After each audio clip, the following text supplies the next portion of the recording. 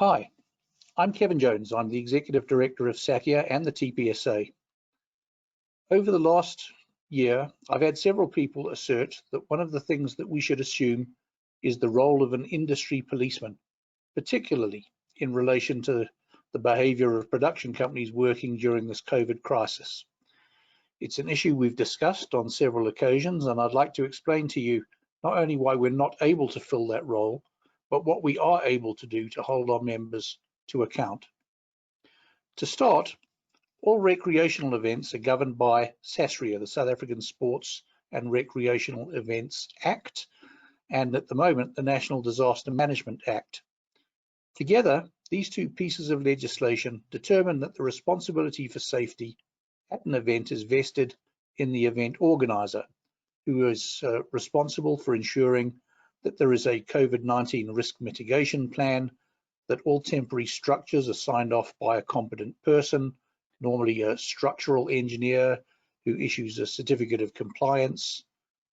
All power and electrical reticulation systems need to be signed off by a master electrician who will issue a certificate of compliance.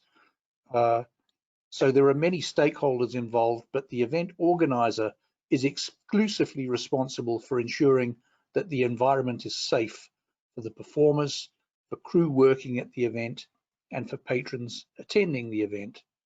The event safety officer, the electrician, the structural engineer, they're all appointed by the event organizer, but he or she alone is responsible for safety at the event.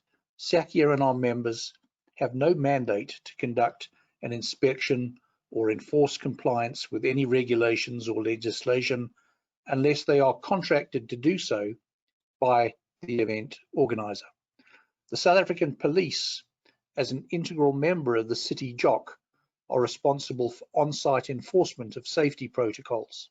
In the case of an accident, the Department of Employment and Labour is responsible for conducting an inspection and determining the cause of the accident. And they're of course also responsible for identifying individuals and companies whose actions have contributed to the accident. SASREA as an act clearly defines who is responsible for inspection and enforcement of standards and regulations on every event site, and any attempt to impose ourselves into this role does little more than interfere with the work that needs to be done by those organs of state that are mandated to conduct investigations and ensure compliance with standards and legislation. Of course, we want to assist where it's appropriate. We need to support those individuals responsible for inspection and enforcement, but it's not our role.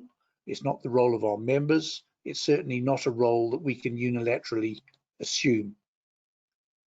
What separates the structural engineer and the master electrician from most others working in the technical production and live events space is that these two individuals are both industry professionals accredited through their own professional body.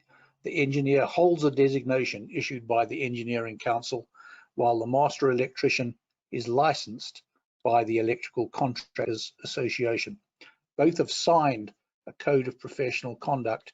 Both can be held accountable by their professional body for their actions. For the last few years, we've been promoting a similar message to TPSA members.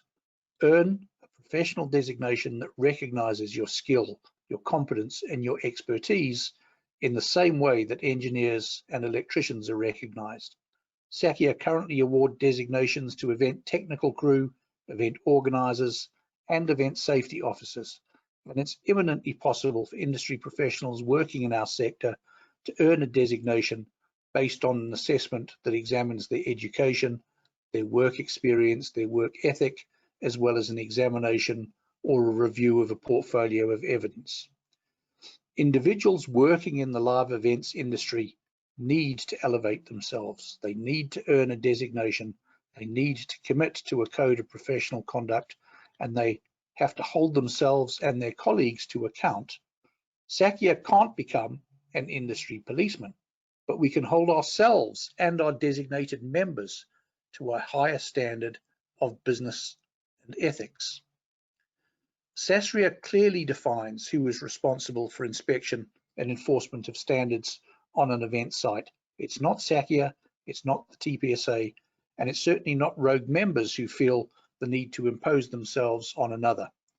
Industry policing, inspection, and enforcement is not a role we or our members can unilaterally assume. What can we do? We can work to develop better standards. We can collaborate with colleagues around the world. We can benchmark our standards against equivalent standards that apply elsewhere to ensure that we are able to embed international best practice into our activities. We can engage with regulatory bodies to improve legislation, and we can promote a philosophy that puts safety at the heart of the events industry. I've included the SASREA Act in the text description below, and if you're interested, you can purchase a copy of the SANS 10366 standard that examines safety in the events industry on the SABS website. If anybody has ideas that will allow us to create a safer environment for performers, for technical crew, or patrons attending an event, I'd be happy to hear from you. They say a chain is only as strong as its weakest link, and the same applies to safety. Unless we all work together, the vision of a safe workplace for the events industry will remain out of reach.